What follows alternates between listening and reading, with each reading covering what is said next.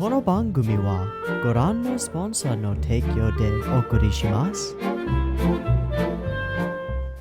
Alrighty, welcome everyone. I'm Teeaboo and I am here for Sora no Woto, episode 4 no Woto. Okay, that doesn't work. We're here for episode 4 of Sound of the Sky, and last week we watched episode 3 of Sound of the Sky, and if you asked my opinion, which you kind of did because you're on the video, so presumably you give a shit what I think about this thing, I think episode 3 was fantastic. We continued on our little trend. Well, it was just a thing, and now it's a trend, because we've got 2 dots to connect, of introducing and focusing on one member of the Bastion, along with Kanata, and sort of getting everybody else out of the way somehow, so that they can sort of have more conversations and specific things and talks and stuff and deeper dives into who they are and why they're here. And this time we focused on Ryo. First Kureha, now Ryo. So great, excellent, good, perfect. Been waiting for this. Ryo has been set up as the older, more mature mentor character who's been in a similar situation to Kanata, but they don't understand each other. But also they have all these connections between them that they don't even know about and still don't know about, even though they know about some of them because of the Amazing Grace, but they don't know about anything else. Like, who's that blonde girl? I don't know. It's Pikachu.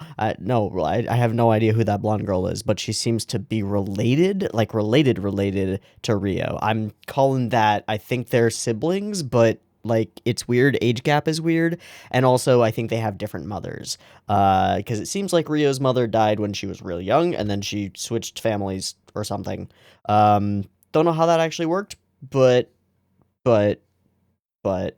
maybe they're like not half sisters, but like stepsisters or whatever. I don't know.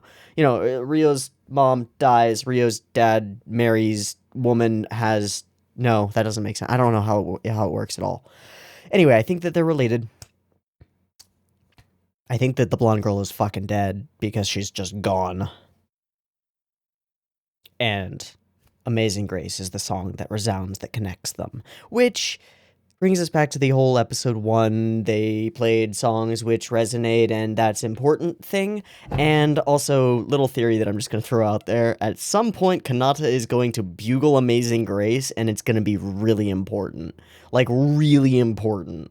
Like, the world will end if Kanata doesn't bugle something, and she manages to bugle Amazing Grace. Connection through music, you know? Like, now that we've got this thing and it's set up and established as a strong motif and it's gonna be a thing, yeah, that's what I want. But I think that's far future stuff. The previous episode was really good. We separated Kanata and Ryo from the rest of the group, and then stress tested their relationship really fucking hard. I actually went through a couple of things that I thought about titling the previous episode. I thought about titling it Harmony, but then I decided that no, in reality, we only talk about harmony being important in this episode and don't actually achieve it in this episode. So I'm going to save that title for episode like 9 to 11, somewhere down along the line when they actually achieve harmony. We'll have one titled Harmony. I thought about titling it Dissonance because there's this weird shit going on in the back in the past, and then there's this weird shit going on in the present, and it doesn't really make sense, but that doesn't really make sense or work, so I threw that one away, and I decided to just title it Leitmotif, because that's the biggest thing that we got in the episode. We got a thematic through line that, like, makes sense, and a way to understand Amazing Grace within the context of the show, especially given Ryo's extremely strong penchant to disliking superstition and religion and faith and stuff, presumably because of a bad experience with a scary priest guy who seemed to fake heal her mom, and they probably lost all their money because of that. That's my assumption. Yeah, that's what it looked like to me, but I think that tracks. That makes sense.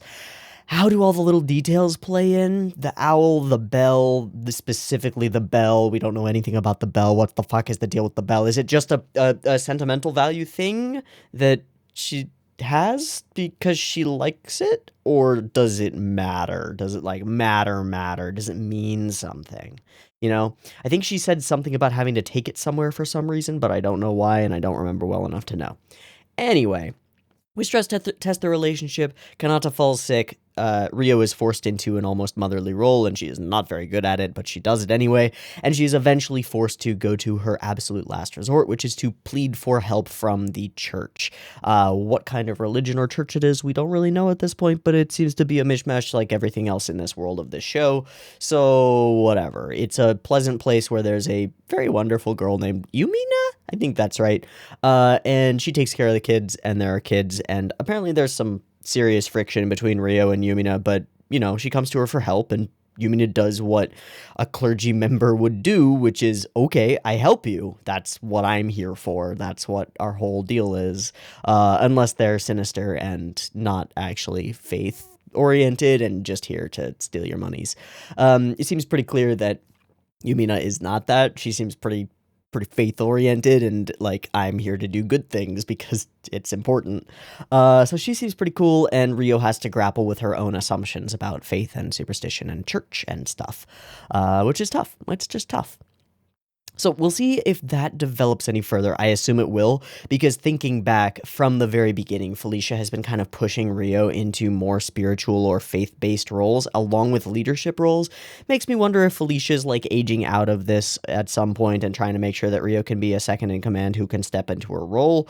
It also makes me wonder, just is Felicia doing her kind of, I'm in the background being a bit of a puppet master, smart girl, older girl who's the mom, but also doing things that you don't want to do because I know better than you do.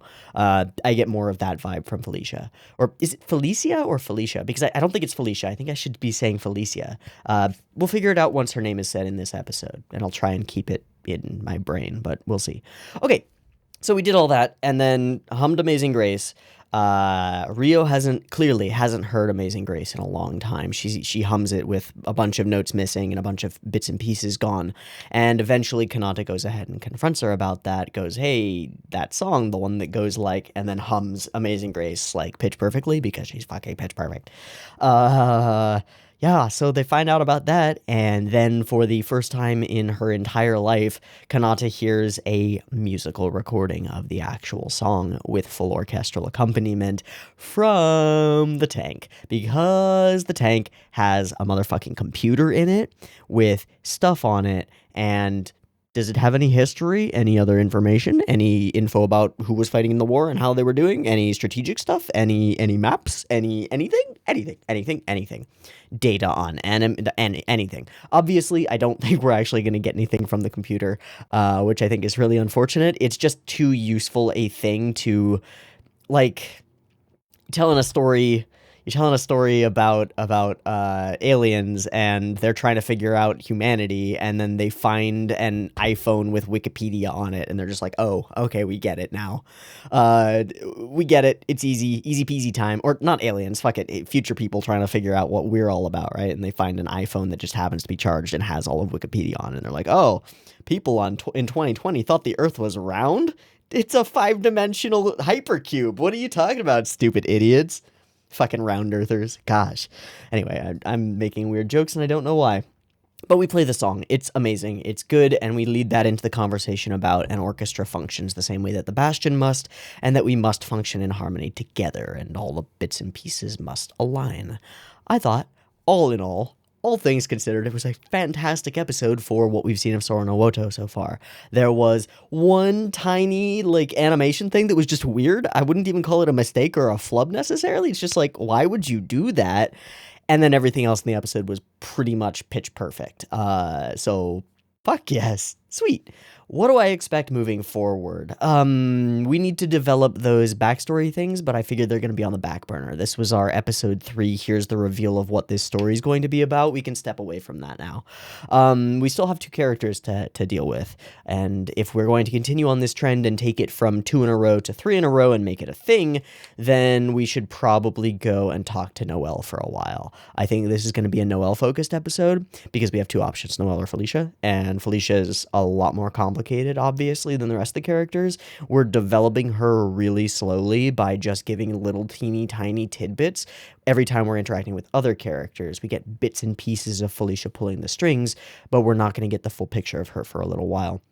at least until the next episode. Preferably, we finish with Noelle as our three-peat of characters that we meet, and then spend 2 or 3 episodes just doing stuff as a club while building up bits and bobs of the whole Bastion and Felicia as an individual and the backstory, pasty stuff, all of that kind of coming together before we break down who the fuck Felicia is and why she's been acting the way that she has for the previous maybe 7 episodes, I'd say, like 6, 7, 8 episodes. I would expect we will find out about Felicia somewhere between episode 7 and 9. And then we will find out, like, gain harmony within the crew around episodes 10, 11, and then move on into some kind of finale for the finale. We'll see. It's really early to be making predictions like that, but there is already like some process going on in terms of the way that these episodes are structured and what's being portrayed or conveyed in each one. And just doing the wham bam boom, here's your introduction to the town and the culture and stuff, and then here's your introduction to Kureha and through her the Bastion, and then here's your introduction to Rio and then through her the backstory and the meaning and purpose, and also the faith and the church and stuff, and then we can go off of those. But what I expect from this episode is Noelle, because we just got closer to the tank than we've ever been. One thing I'm expecting is Kanata wants to hear the song again. She might have perfect pitch, but that doesn't mean she has perfect memory. She will want to hear that again. And so I could see her going and being like, "Hey, Noelle, can I listen to the song? Can I listen to the song? Are you done fixing the turret? Can I do things? Can I do stuff? Can I use the computer, mom?" But yeah, I would expect that. And yeah. Also, I think Noelle just went out with everybody else and they tried to go and grab some fresh parts and stuff.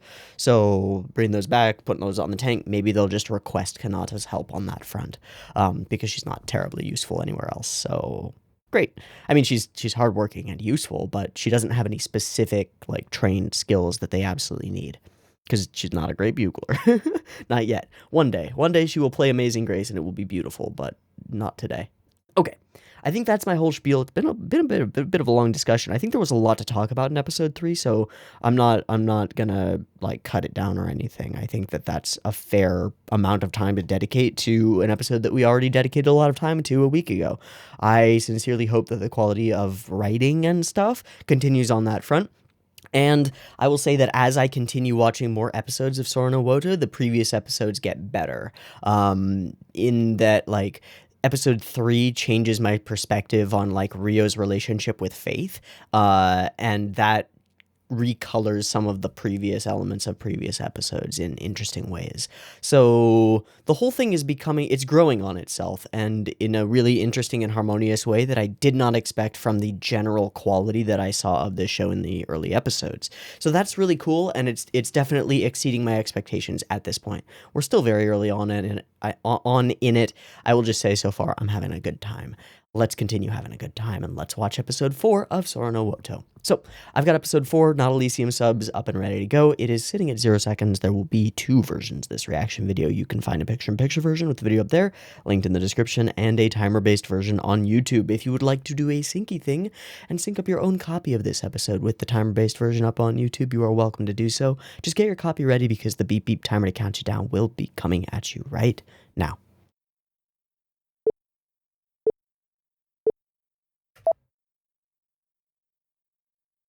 All right, get your rock back and forth ready.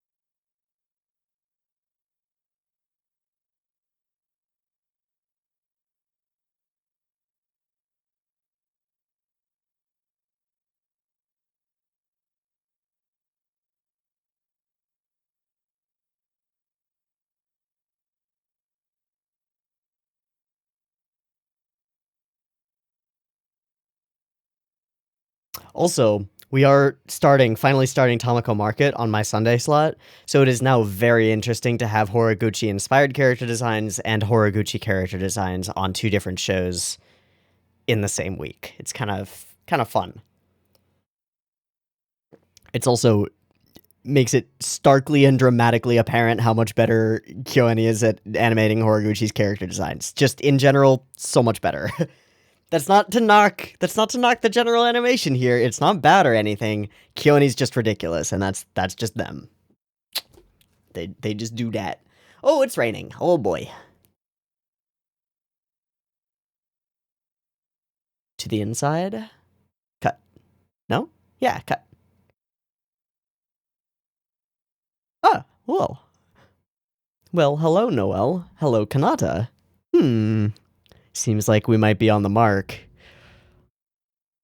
Bloop, bloop. Bleep. Bloop.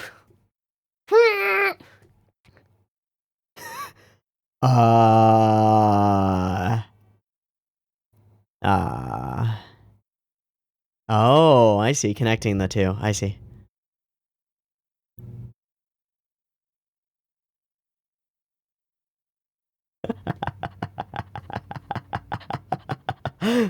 $40.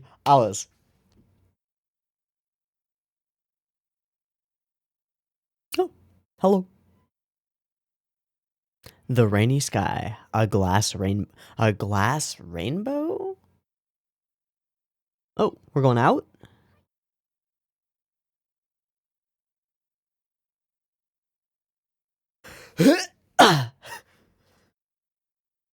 Eh? Eh? She's joking. Yeah, she's fucking with you. Oh my god. This is an odd framing.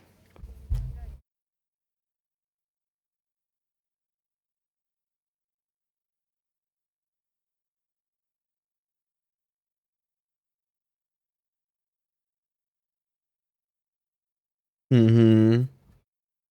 Had to step up a little bit.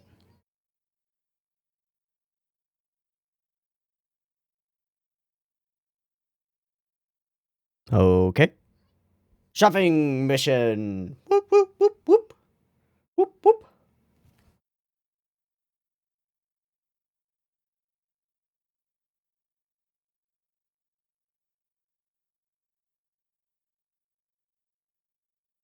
Sweet.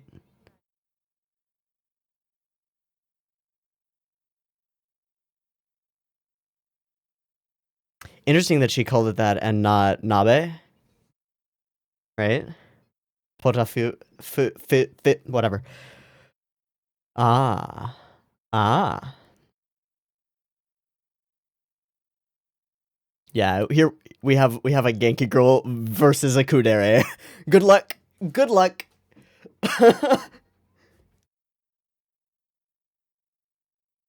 uh. Yeah. Oh, CG.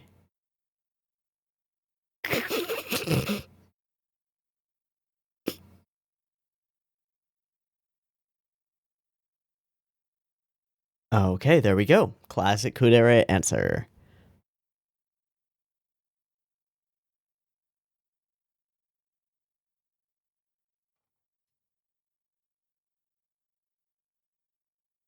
Uh-huh. Uh-huh. Ah. Focus. Oh. What's her feel with physicality? Oh, the lady who was making the thing earlier. Oh.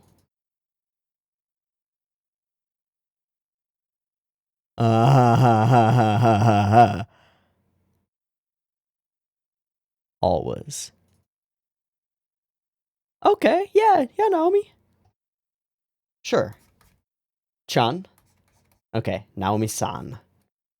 Naomi.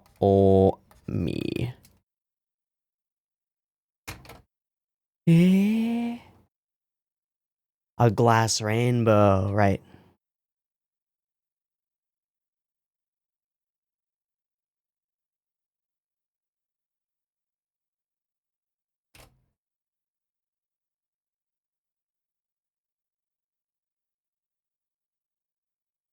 The glass things, yeah.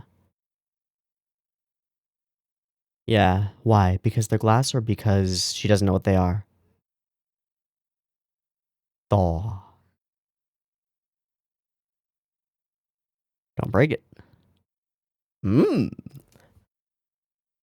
They've actually done the refraction through it, which is quite... Oh my god. Resonance. Yeah.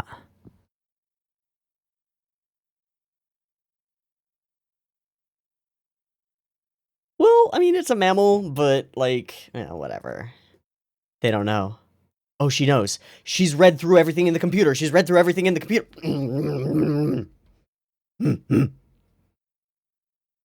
Holy shit, she knows everything. Hello, Noel. Ooh, I'd like to ask you some questions. Eh? What old man? Klaus? Not Klaus, right? Ah. Ah. Is that where she went last time? To get parts as well? Oh, cool. Sweet. Alright, let's see.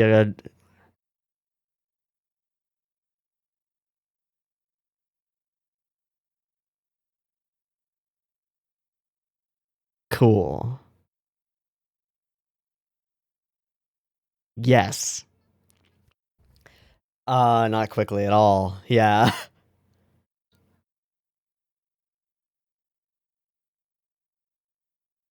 It's all the same. It's all connected.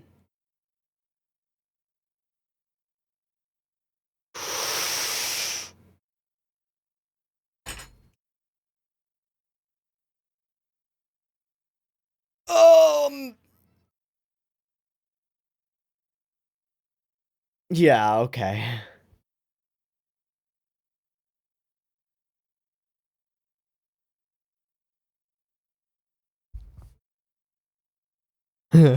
Yeah, sorry. Yep. Okay, I'm just writing down machines don't betray. Yeah. Sure does. Oh my god, she G's. Wait.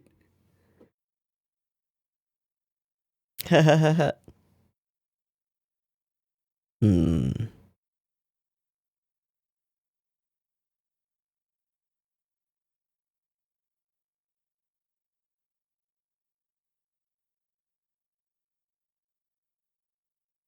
Oh. 大丈夫、ユミナ。Yeah? Ha.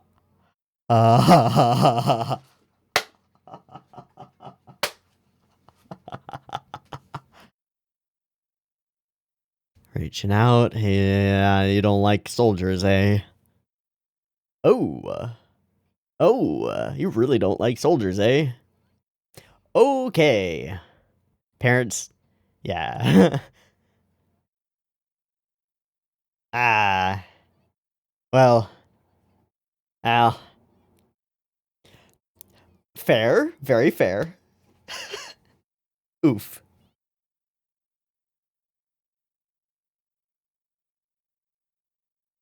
My trumpet playing is really bad. Yeah. Totally get it. Yes. Makes perfect sense. What's her? Yeah. What betrayed her, though? She knows about the past. Oh, shit. She knows what that means. They don't know what that means. Oh my god, she is aware. And they are not. Well, that paper bag is useless now.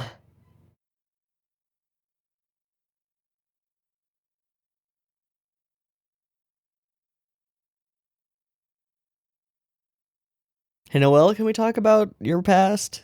And any betrayals you might have experienced? Just, it's a cool way to do that little loop on the side. I'm not sure that it makes sense.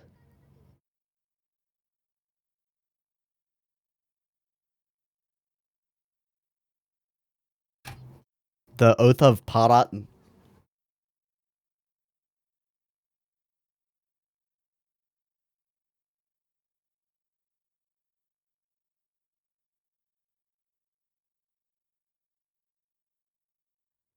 Hmm. Is that part of the she doesn't know that we're useless? Hmm.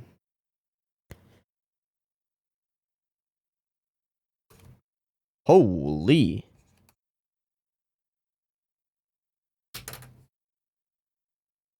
Ah.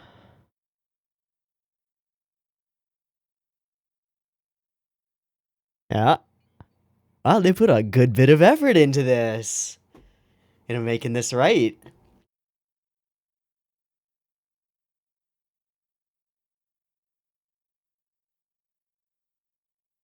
Oh boy. Yeah, just do not touch anything, please. Oi. Will she get to blow a glass piece? That would be really cool. I like your glass shit. Ooh.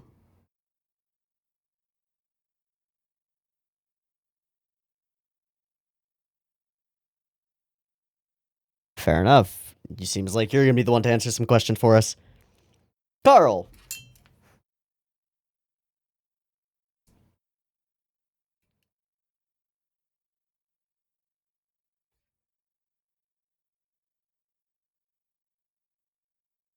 That's the second time we've mentioned an Archduke.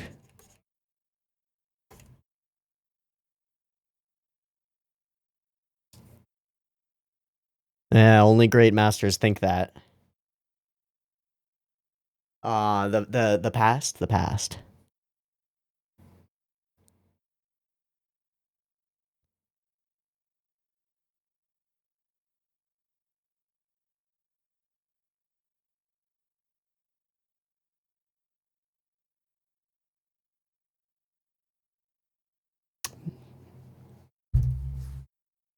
And you have to get optical glass has to be perfect.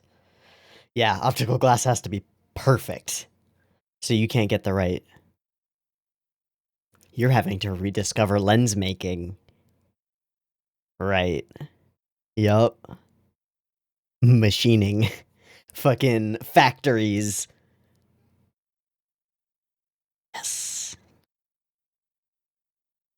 Well, that's why we were talking about, like, can they make glass at this point? The answer is yes. But not like that.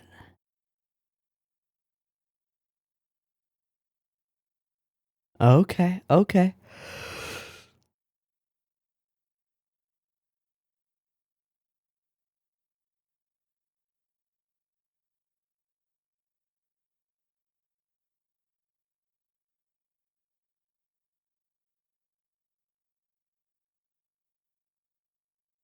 The beauty, the stained glass, yeah.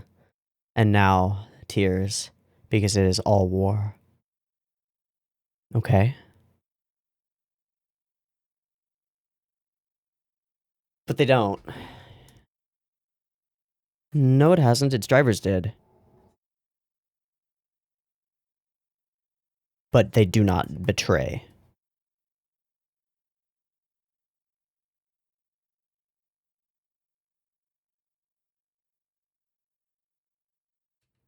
Yeah, exactly.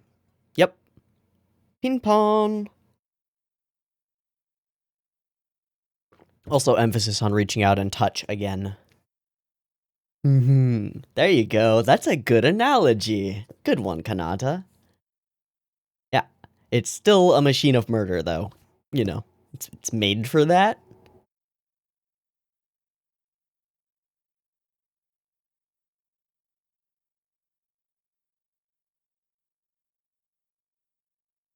Aww. To humanize the mech, she's able to sing. That's interesting. Aww. Aww. Not an evil tank, she's a good tank. Alright, so we just gained some respect from Noelle and some comfort for her. Oh, yeah, she has been up forever.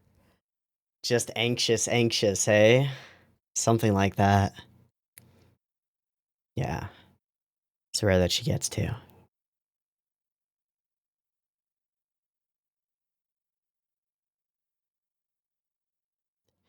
She loves that machine. I see. I see.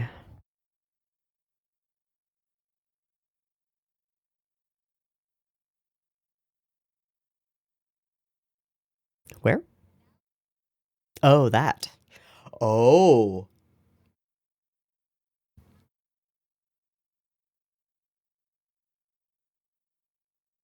I see. Ooh. I love it. I love it. I'm so into that. Yes. Side characters with weird, awkward romances. Yay! Yeah. Yeah. Things made by hand. Ah. Nailed it. Also, who's that voice? Who is that?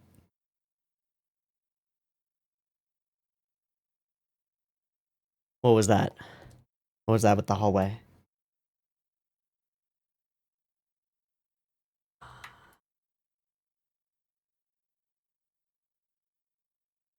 40 hours.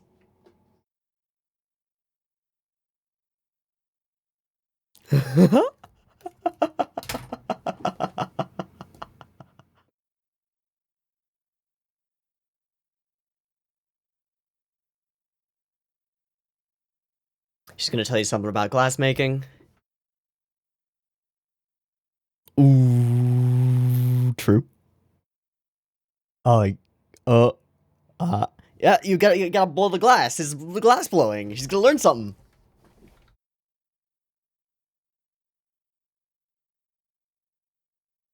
Ah.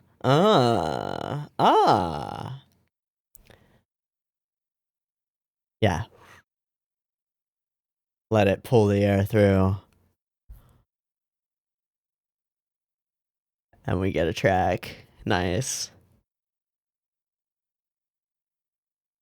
Everybody just stops to watch a master at work, huh? Yep. Wow, that's really cool.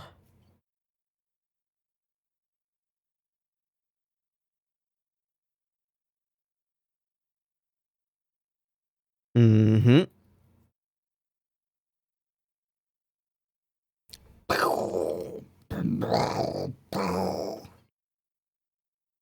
Aww. Aw, the Oji-san. Aw. And unlike Naomi, doesn't go like, no, call me Mister. No. Okay, they went hard on those clouds. That's cool. She's gonna play a note. We're building to this. Okay.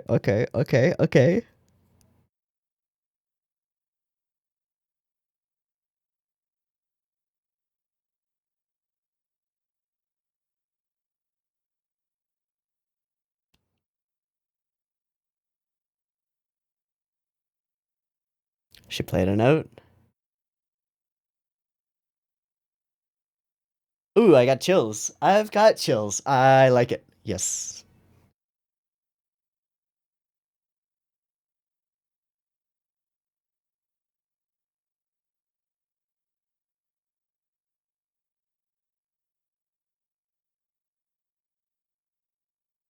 I just gonna wake Noelle up. Yeah, with the real song. Yeah. Oh, that's pretty fucking perfect.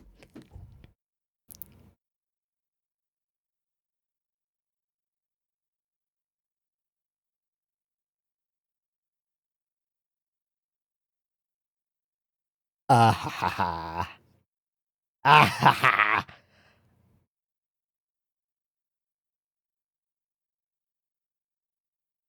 Sounds. Yeah, different resonance. Yeah.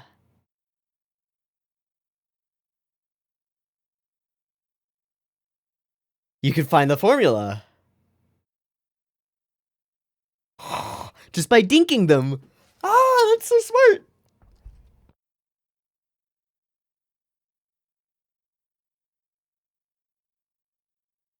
It's unfortunate that we're doing this as a quick thing in the background of them coming back, because that's fucking cool. And it's the first time she's actually been able to, like, actually able to use her perfect pitch for something. It feels more important than something to happen off screen. That's okay. That's okay. I still love it.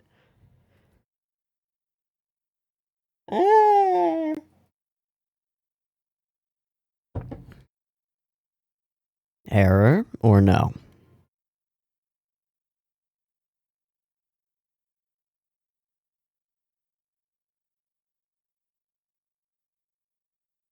I hate those progress bars, man.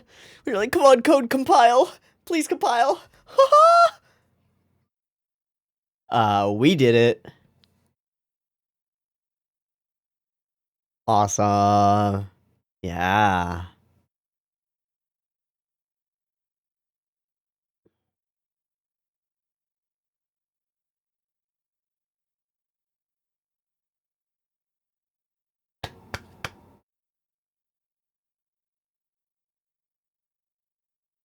Okay, okay, okay.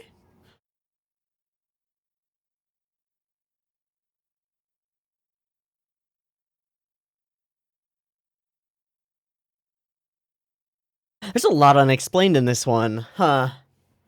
I guess Noel remains mysterious to us. Okay.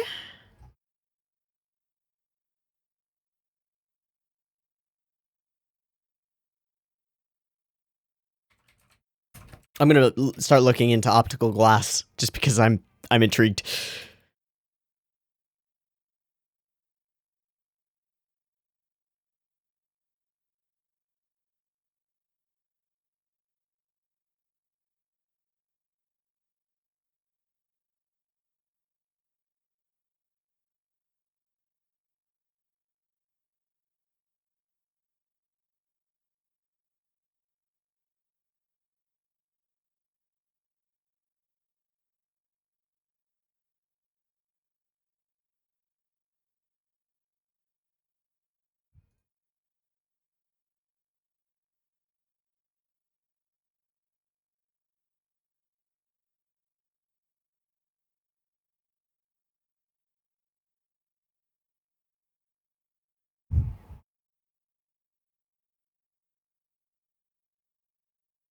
Okay.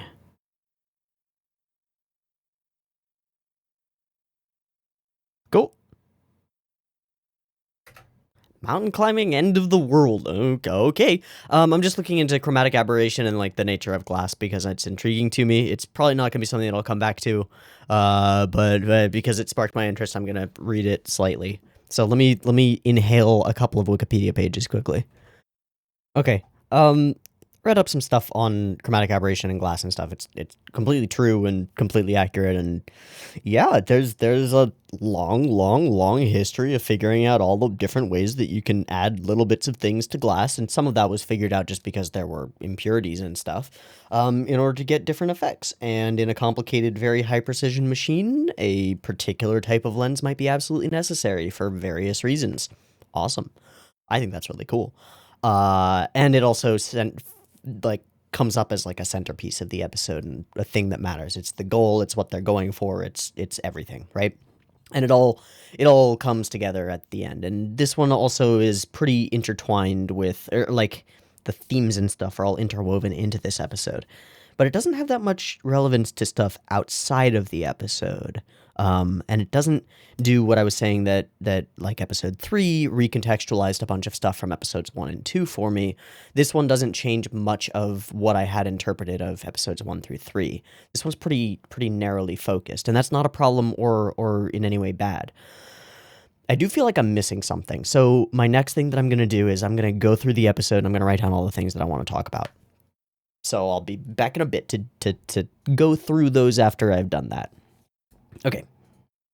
So, like, starting off with the fact that it's raining, and then the really good juxtaposition between Noelle's struggle to get the tank to work and Kanata's struggle to get a note to play, right? It's 1 and 1. It's pretty pitch perfect. It's right on the money. But I'm going to go from there and write down things like that, and then we'll go through that list and branch out and, like, elaborate on them. Cool? Cool. See you in a bit.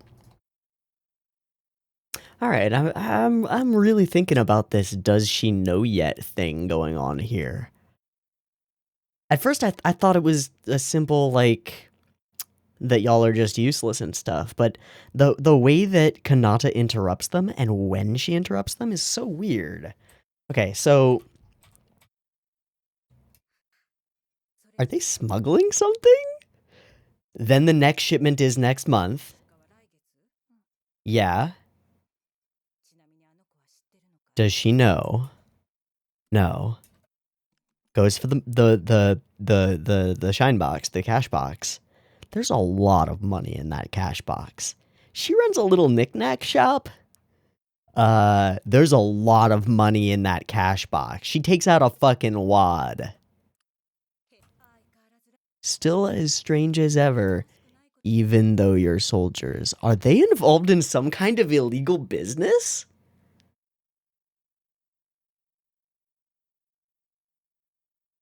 But what? I don't know. What resources do they even have? I don't know. So they're doing something to try and then that ties in with the fortune cookies, doesn't it? Because it's a similar situation. What are they doing? What are they selling? And they're selling it through her. She's their fence, or like their vendor, or their connect, or something.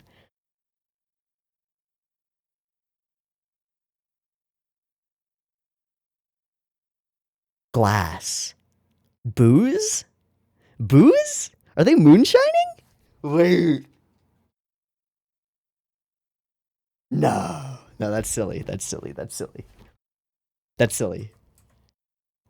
But they would have access to a glass manufacturer who could make a bunch of bottles, right? Knickknacks and dolphins and stuff as a front. Ooh, I'm curious now. All right, we're gonna keep going through the episode. I just caught on to that. It's weird. I don't know. I think I'm wrong, but I don't know. There's something weird.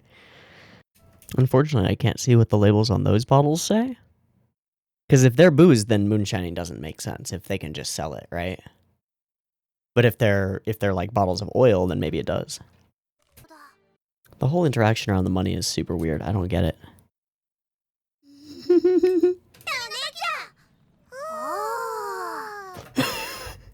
That's the most Yui. Oh. I love it. I love it. Oh. This particular bit of the performance from this voice actress is what catches me. Just the way that she lapses into like a faux manly man voice. There's something very familiar about that. でも親方いつも言ってるわ。どんだけすごかろうが結局同じ人間が作ったものなら俺たちに作れないわけがねってあなたも I can't place it though. I'm gonna go look her up. Who be you? Who you be? Maria. Haruka Tomatsu. I know your name. I don't know who you are though. Asuna. Oh. Oh! Yeah, Asuna Yuki. Oh, okay. It's that lady. Yeah. She's in like half of everything. Yeah, okay. Cool, that makes sense. Yeah, alright. Yeah, she's 02 and Asuna. She's that girl. Cool. Okay. I think I've written down everything that I want to talk about. Cool. Let's go. So we start off with something that I already mentioned. There's this great juxtaposition between Noelle's struggles to work on the tank and get it working, and Kanata's struggles to get a note to play. As the error message comes up, the bad note comes out, and it's all one thing. Blank. Yeah, it's all one thing, right? Same kind of struggle, different kind of reasons. Introduction to the glass piece, boom. Bam, boink, done. This sequence is shot really weird. I don't know why it's shot this way. There are two weird things here. One is, where the fuck did Felicia and Correja come from? Two is, why are we shooting the characters with just, like like their heads at the bottom of the screen and then just empty space. I don't know why we're doing that. I don't have a problem with it necessarily. It's just a weird and unique framing device. I don't know why you would do that. Yeah, all right. Let me go do some research on framing really quickly cuz I need to re-up on it anyway. Yeah, it's very weird. It kind of works for the shots of Kanata because Ryo's taller than she is, right? So Ryo looking straight forward, her eye line is higher, right? So if we're in a close frame, they're standing fairly close to each other, her eye line is higher than Kanata's, so a lot of her gets cut off, right? Literally, like, she's shorter, so this is what happens. Lots of headroom up here, not a lot of below here being done. But then when we flip it the other way, Kanata's eye line is, like, at Ryo's chest. So, what the fuck's going on? Huh? What? Huh? Now our camera isn't linked to anything, it's just floating in space randomly for no reason. Huh? It's also super weird to just, like, have Noelle kind of out of frame there. It's very strange. And then, even stranger, we cut to her, she makes the joke, we cut to Kanata and back. She like, looks for it, and they're just there. And they're not, like, moving into frame or anything. It's just, like, within... How many seconds? Handgun, huh? Hand grenades. And now is when we see Kanata. 250... 251, 252. So in 2 seconds, both Kureha and Felicia just walked here from somewhere. We see that they're not in frame earlier. They're not here. And the walkway behind them is those stairs. So did they magically teleport? I don't know. It's just like, oh, we needed Felicia here to point out that Ryo's joking. She wasn't there before, now she is. It's just a little funky. I don't know, man. I don't know. It's one of the only things in this episode that's like wonk. For some reason, they keep doing a wonk of some kind every time that they set off on a mission for whatever reason. I don't know. Maybe it's just a thing. I don't know. Okay. Yeah, so fucking with Kanata is always fun, and the weird framing of it is good. And then this turns into a little bit of a little rhetorical conversation where Felicia's like, oh, she's acting like a mom. She's like taking some responsibility and stuff. That's pretty cool. Yeah, you guys are getting along. You're acting like a mom, and interesting. And then Kureha has a thonk about that. Thonk. Yeah. All right. Good times. And then we have the conversation, and this turns into, I don't know what to consider it. I'm just thinking of it as like Kudere subverted, but it's not really. Because she's still a fully Kudere. Cool, level-headed character, right? Quiet girl character. Kudere.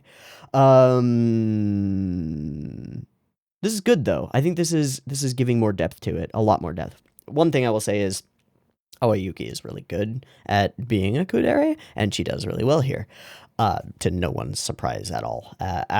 But we have this, like, pretty classic dynamic that I think we've all probably seen before, where you've got the kind of Genki girl who's like, oh, this is cool, oh, that's cool, oh, I'm an ADHD puppy, blah, blah, blah, blah, blah, blah. And then the kudere is just like, oh my god, kill me right now. I don't want to talk to you. I don't want to deal with you. Just let me read my book. Fuck off. And that's what this situation feels like. But it ain't. She's just focused really hard on driving. Makes a lot of sense. Also, she's super sleep deprived, so probably a good idea to be focusing on the road there. But it's really interesting. I like this as a thing, because it's not what I expected. It was immediately like, oh, I get what's going on. And then immediately after, oh, I didn't get what was going on at all. That's kind of neat. I like having my expectations fucked with. Also, just the little clonk is very cute and fun and very perfect, just right on. And she answers it all.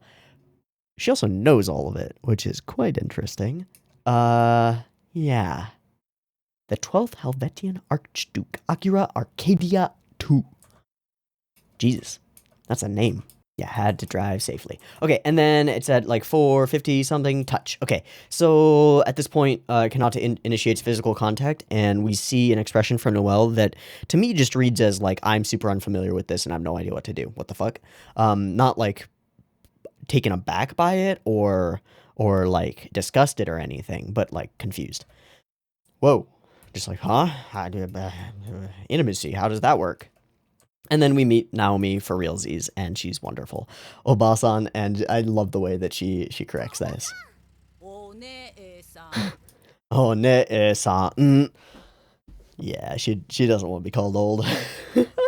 Which is cute. And then there's a bit of a callback to it when we call him Oji-san, and it's just wholesome. Yeah. Good times. Okay, we get into the convos and stuff. She's sneaking around, looking around at stuff. It's all cool, wonderful, and of course she's fascinated by the dolphins and glass and things. And then there's the weird part of the conversation where she asks, does that girl know, by the way? And there's a shipment coming in, and there's a lot of money in the box. Strange as ever, despite being soldiers. So I'm going on a limb. I think they're doing some kind of illegal business behind the scenes in order to maintain themselves because they're not getting any support from the central government. What kind of business? I don't know, but my guess is moonshining because glass. Fuck it. Also, they don't like have resources, so you can make booze. Anybody can make booze. Okay. Oof. I just had like a wave of nausea. I've had too much tea this morning. Okay. And glass, and a flat ding. And she is, of course, fascinated by the wonderful dolphins. It's a fish. It's not a fish. Noelle knows. How does she know? I assume because she reads what's in the computer all the time. I assume that means there's stuff in the computer. We're not going to be able to find out much about it, but she knows something, and that's pretty neat to me. I think that's very cool. Marine mammal that used to live in the sea, or does live in the sea, right? Oh, no, never mind. The sea is dead. Oh, shit, I did not catch that at all. Oh, the sea is poison. Creatures do not live in the sea anymore. Oh. That really, really changes things. We killed the oceans. Holy macaroni. Romantic even if he doesn't look it. Yeah. And then the workshop, and then we're heading there. Great. Okay. Moving around, Kanata finds Noelle amazing, says, like, how are you fixing it so quickly? And, of course, the response is so quickly, but it's a matter of perspective, right? Like, Noelle's, I mean, this is a thing that's so beyond Kanata she can't even fathom the tank and its operations. So to her, maybe it does look just like she's moving really quickly. But Noelle's been working her ass off on this for years, right? So it's not quick. It's a matter of perspective. And it's always that way, right? When you're a newbie to something and you're looking at someone who's good, it's like, how'd you get so good? Give me the one weird trick, please. I want scientists to hate me. I want doctors to hate me. You know? Okay, but we move along, have a weird conversation here. I have no idea what this conversation is about or why he makes a joke that it's 100,000 times more than it is. Or actually it's 1,000,000 times more because it's 2.75. I don't get it. Why is this a joke? I don't understand. Anyway, we move into tropicals. I kind of back at a comment like, oh, they really wake you up. That's for sure. It's definitely fun. All right, and she's worried about getting better quickly. And Kiddo, bonk. Hello, Kiddo. Kiddo hates soldiers. Okay, this leads us into conversations about soldiers and the past and stuff, and there are some implications to it. Also, just gonna point it out because I already did, but I'm gonna say it again. Oh. Kanata's is pitch perfect, a Yui. Oh, it's pitch perfect. It's excellent. Okay. Yeah, reaching out. No thanks. Of course they don't, but it doesn't matter. He's a pissed off little kid. It doesn't matter. He hates soldiers. Great. And then goes ahead and insults the trumpet playing. Like, come on, man. You didn't have to go there. I understand that your parents are dead, but God, don't be mean. Still, it makes a lot of sense. Yeah, he's a war orphan. His parents are dead. Soldiers killed his parents. Of course he hates soldiers. Makes perfect sense. And then Noelle reacts in a really interesting way. I think it's interesting, at least. He's a war orphan. Explanation. The truth remains that we're soldiers. And then she looks down. So that's all we got. If we could redeem ourselves in the eyes of that kid by saving him, that would be a really cool plot point. A simple one, but a cool one, right? Like, if we actually have to save the town, and in that moment, whatever moment it is that Kanata has to trumpet, has to bugle out Amazing Grace for whatever reason, and she does, we save the town, and that kid's like, all right, soldiers, you saved us this time. I don't hate you that much. But then Rain and Sad and, bad juju. Not sure how to read into this, but it's bad juju, and then the bag getting wet is particularly sucky because it kind of, you know in your head what that means, right? It means you got to pick up all those cans and put them individually into the truck because that bag is useless now. Sucks. Okay, midway point. Away to the place. When we see them driving, that doesn't really make sense. Yeah. The only way that this loop that's on the left side and only there makes any sense is if they're continuously driving in a circle around like a cliff face that's only on the one side. So they're going and it's like moving this way past them. Because otherwise there would be like stuff moving, that would be in frame, then move past. And it's weird. Doesn't really matter. So we move it along. We're going to the glass place. It's good. And we're talking about this stuff and the Oath of Parador. I'm just going to Google the word Parador. Just because I don't know what that means, if anything. Parador. A chain of Spanish luxury hotels. Hostel. It just means hotel. Okay, cool.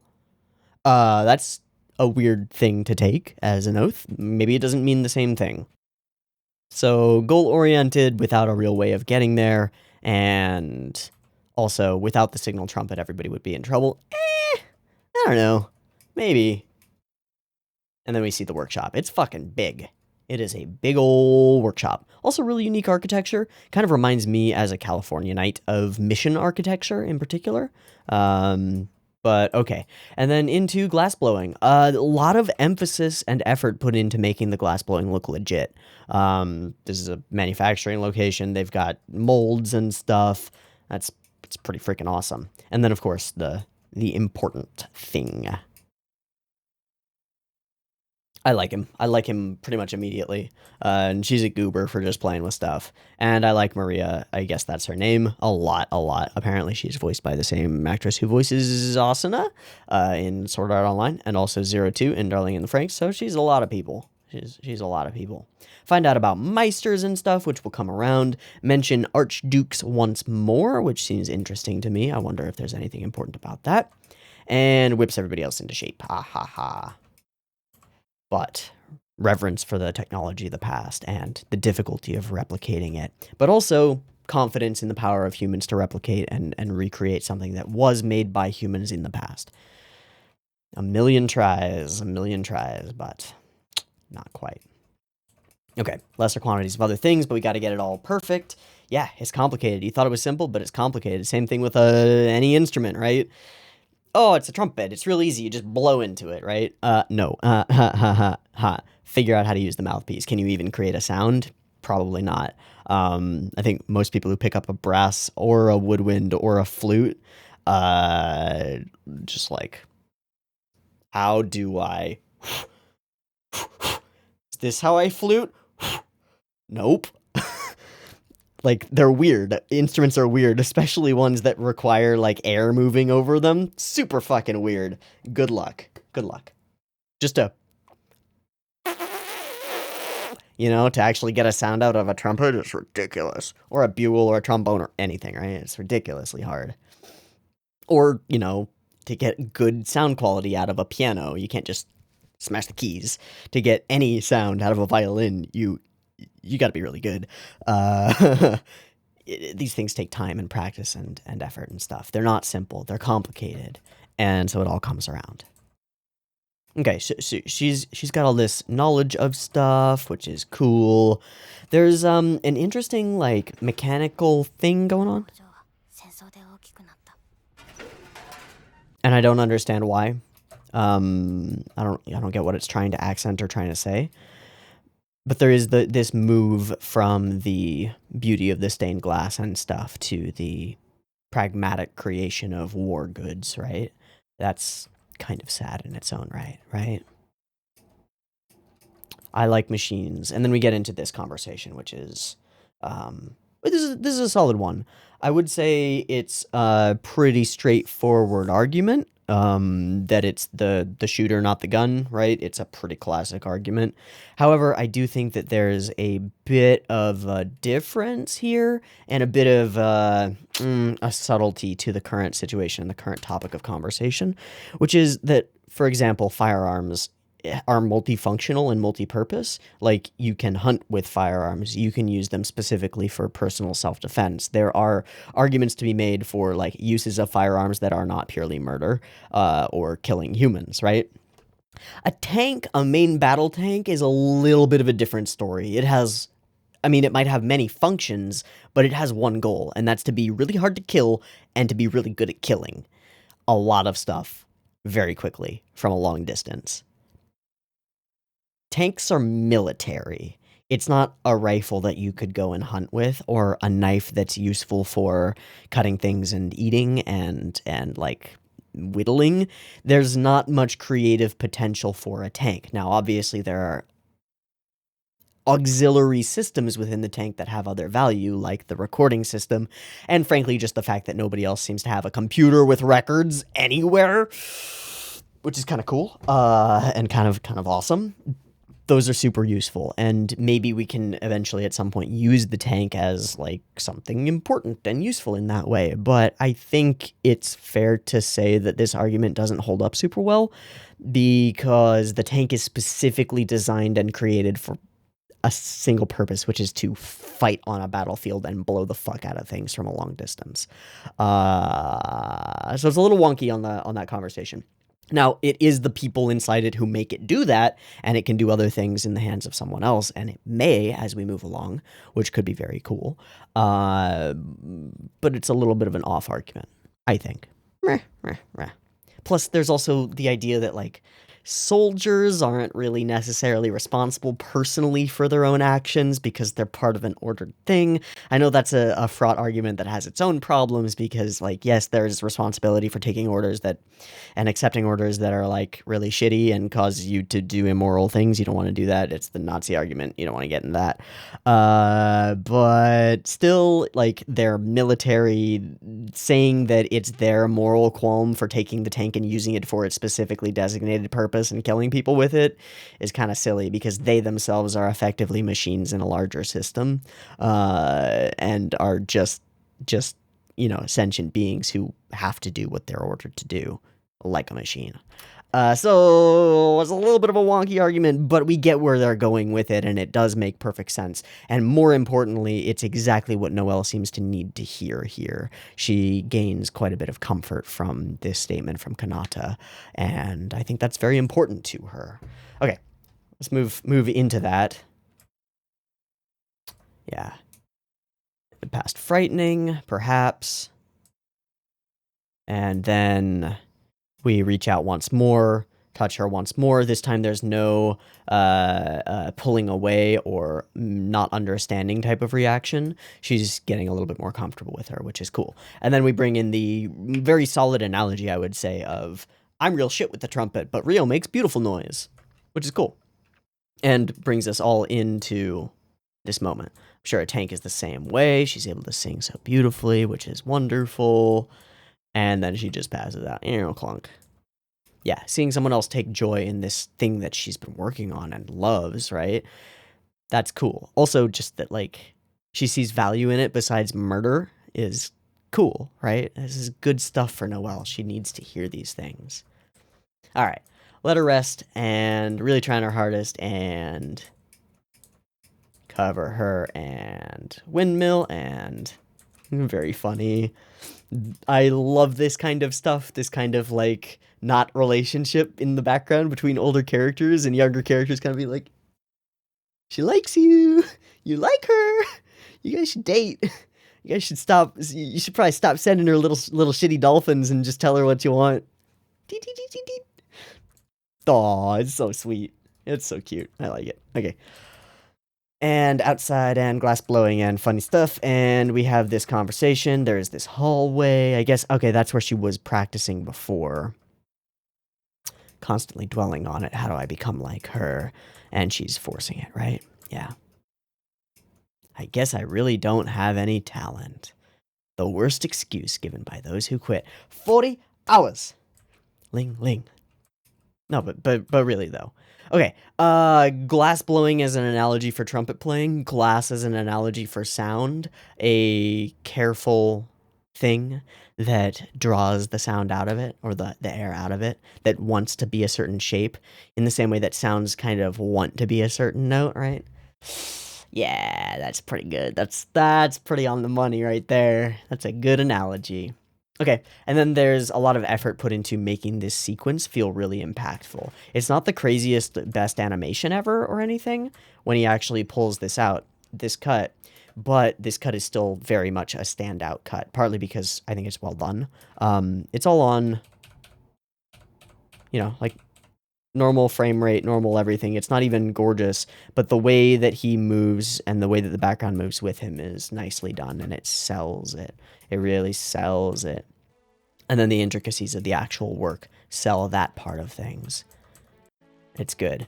And just that everyone sort of stops to watch a master at work and just like is frozen, captivated, right? That's what a master is, and that's what a great artist or a great musician can do as well. So that's pretty cool. It's also the exact same thing that we felt when the blonde girl was playing her trumpet, right? Aw. Dink. Glass wants to become it, and at this, Kanata has her realization and runs the fuck out to go play the trumpet. This isn't, I mean, it, I don't know, in terms of impact and a, like, narrative point and a thematic point and all that shit, this is excellent. In terms of being able to suddenly make a note with a trumpet when you couldn't before just because of a perspective shift, not so much. You gotta practice. But still, I'm totally cool with it because it works super well and they nailed the moment, right? I talk about this fairly frequently. Moments in shows. We haven't had a ton of them in Sora no Woto. We started off in episode 1 with a couple. Definitely a couple. The reveal of the big bird creature underneath was definitely a moment. And the moment of playing was a bit of one as well. And there have been a couple others, but here we go. Could play a note. And it matters. It matters a lot. And they nail it, right? They nail it. The wind whipping past, the settling for it, the silence. And then the words that she says that are almost like a bass drop for herself, you know? And then we whoosh into the sky and these funky clouds that they've done and create some gorgeous images. That's a gorgeous image, I think. And the glimmer of the sun through it. And they say it feels like the sun rose early for her. Aww. And there's our glass rainbow, I suppose. All right, some good sounds. Sounds leads us to our revelation about the thing. This is actually the bigger thing that I don't like about this episode, I would say. This moment here, I wanted to experience that. It's really fucking cool. To, like, why don't we see that? Why do we only get voiceover of it? Like, we get voiceover from Carl. And from Noelle, right?